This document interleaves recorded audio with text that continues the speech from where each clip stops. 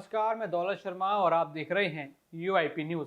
पुणे सड़क हादसा लगातार सुर्खियों में बना हुआ है। पुलिस पर जांच में लापरवाही करने का आरोप लगाया जा रहा है। ऐसे में आज सीपी अमितेश कुमार ने पत्रकारों से बात की और नए खुलासे किए। पुणे की एक विशेष अदालत ने कार दुर्घटना मामले में 6 आरोपियों को 7 जून तक न्यायिक हिरासत में भेज दिया है। हिरासत में भेजे गए लोगों में आरोपी नाबालिग के पिता भी हैं। पुणे पुलिस ने इस मामले की एफआईआर में आरोपी के पिता, बार के मालिक और मैनेजर के खिलाफ आईपीसी की धारा 420 और महाराष्ट्र प्रतिबंधित कानून की धारा 65E और 18 को भी जोड़ दिया है।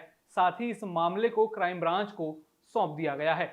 इस मामले में पुलिस जांच पर लगातार सवाल खड़े हो रहे हैं। इस बीच एक अधिकारी ने बताया कि नाबालिग आरोपी के खिलाफ खून की रिपोर्ट के अलावा और कोई सबूत नहीं है। वहीं उन्होंने यह भी कहा कि अभी तक की जांच में ये बात भी निकलकर सामने आ रही है कि आरोपी के पिता ने इस दुर्घटना के बाद अपनी बेटी की जगह ड्राइवर बदलने की कोशिश भी की थी। पुणे सीपी अमितेश कुमार ने शुक्रवार को एक प्रेस कॉन्फ्रेंस की। उन्होंने कहा, हमारे पास सीसीटीवी फुटेज है जिसमें नाबालिग शराब पीता हुआ दिख रहा है। मैं ये कहना चाहता हूं कि इस मामले में हमारे पास सिर्फ रक्त रिपोर्ट ही नहीं बल्कि और भी कई बड़े सबूत हैं। नाबालिग अपने होश में था। ऐसा नहीं था कि वह लोग इतने नशे में थे कि उन्हें कुछ समझ नहीं आ रहा। उन्हें इस बात की पूरी जानकारी थी कि उनके आचरण के कारण धारा 304 कैब जैसी घटना हो सकती है। थाने में पिज्जा पार्टी के मामले में कोई सबूत नहीं है। कॉन्फ्रेंस में उन्होंने कहा कि सच है कि शुरुआत में ड्राइवर ने कहा था कि वे कार चला रहे हैं। हम जांच कर रहे हैं कि ड्राइवर ने यह बयान किसके दबाव में दिया था। उस दौरान ड्राइवर बदलने का प्रयास भी किया गया। हम इसकी भी जांच कर रहे हैं। पुलिस कमिश्नर ने प्रेस कॉन्फ्रेंस में उन अखबारों का भी खंडन किया जिसके तहत कहा जा रहा है कि ड्राइवर गाड़ी चला रहा था। उन्होंने कहा कि आरोपियों को तरजीह देने के आरोपों पर अब तक जांच में कुछ भी नहीं मिला है। अगर हमें कोई सूचना मिलती है कि चश्मदीद गवाह को किसी परेशानी का सामना करना पड़ा तो उन पुलिस कर्मियों के खिलाफ भी कार्रवाई की जाएगी। हमें अभी तक खून की रिपोर्ट नहीं मिली है। हमने फोरेंसिक से दोनों नमूनों का डीएनए नमूना लेने का अनुरोध किया है। अमितेश कुमार ने कहा, हम दोनों मामलों में बारीकी से और पूरी संवेदनशीलता से जांच कर रहे हैं। हम एक निर्विवाद मामला बना रहे हैं। नाबालिग को किसी भी तरह के तरजीह देने के आरोपों पर एसीपी रैंक के एक अधिकारी के खिलाफ जांच चल रही है। पीड़ितों को न्याय मिलेगा और आरोपी को सजा मिलेगी। हमने मामले में विशेष वकील नियुक्त करने की प्रक्रिया शुरू कर दी है ताकि अदालत में मामले में हमारा पक्ष मजबूती से रखा जा सके।